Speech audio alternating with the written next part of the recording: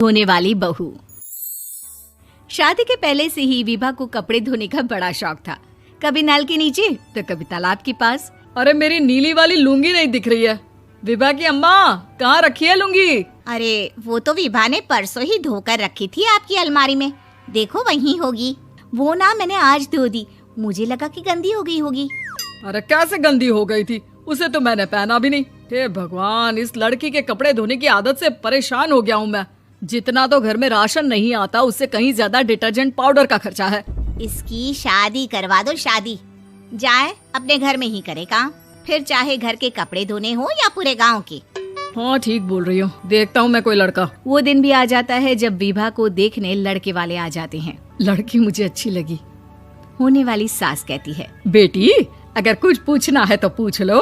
वैसे तो हमारी लड़की बहुत ही शर्मीली है, जो बोल दो वो मान लेती है, इसे क्या पूछना होगा। अरे कैसी बात कर रही हो माँ, मुझे इन लोगों के घर रहना है, सवाल तो कई है।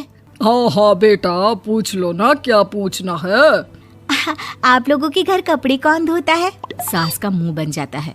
देखो, अगर तुम ये कहना चाहती हो कि तुम्हें कपड़े धोने नहीं आते तो सुन लो, कपड़े मैं ही धोती हूँ, लेकिन तुम्हारे आ जाने के बाद मैं रुमाल तक नहीं धोऊंगी। अरे चुप रहना भाग्यवान, बहू बेचारी घर आई नहीं, उसे डराना शुरू कर दिया।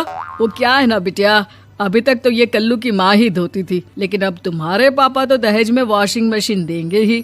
तभी विभा की माँ बोल पड़ती है, सवाल भी पूछा तो क्या। वैसे भाई साहब, मशीन की तो फिर भी कपड़े धोने की कैपेसिटी होती है। मतलब जो बिटिया दे रहे हैं ना विभा, इसे कपड़े धोने का बहुत शौक है। ये आप लोगों के क्या, आस पड़ोस गांव मोहल्ले सबके कपड़े धो दे और उफ तक ना करे।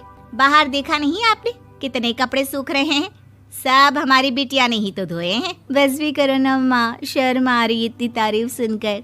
और तो और एक दाग निकाल कर दिखाओ तो मान जाऊं। हाँ अच्छा अच्छा, माफ करना बेटा, मैंने गलत समझा। हमें तो रिश्ता बहुत पसंद है। और ऐसे जुड़ जाता है रिश्ता कपड़े धोने का शौक रखने वाली विभा का। उसकी शादी हो जाती है कोयला फैक्ट्री में काम करने वाले कल्लू के साथ। शादी के बाद अचानक विभा चिल्लाती हुई सास के पास आती है। सासू माँ, अरे सासू माँ कहाँ है आप? ये तो धोखा है, धोखा दिया आप लोगों ने मुझे।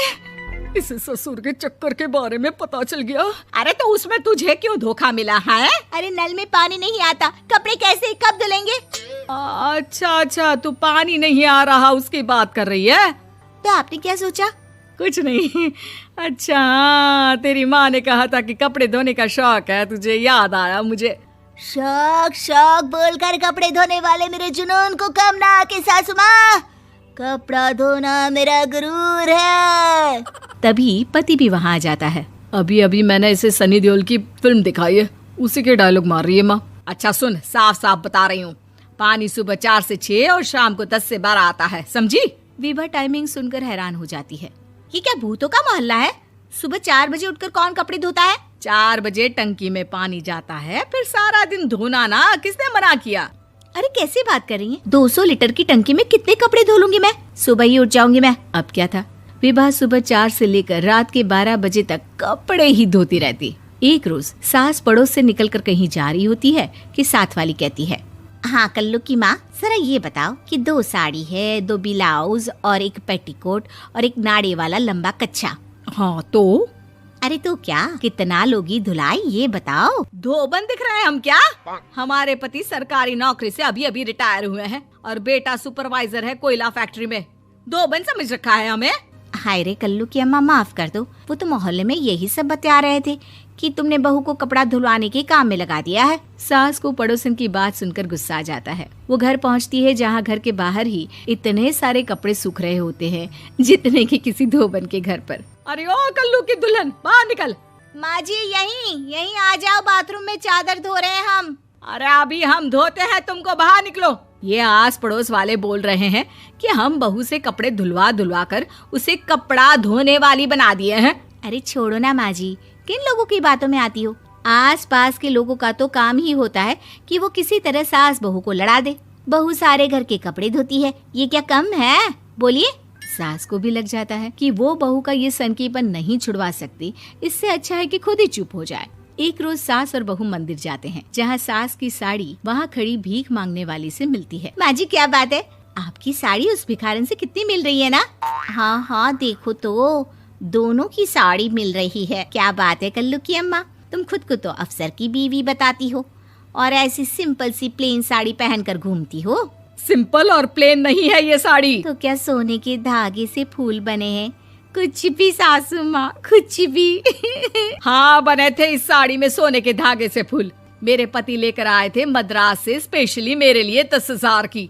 ताहे भाई साहब इस भिखारन के लिए भी सेम टू सेम साड़ी लेकर आए होंगे 10,000 की।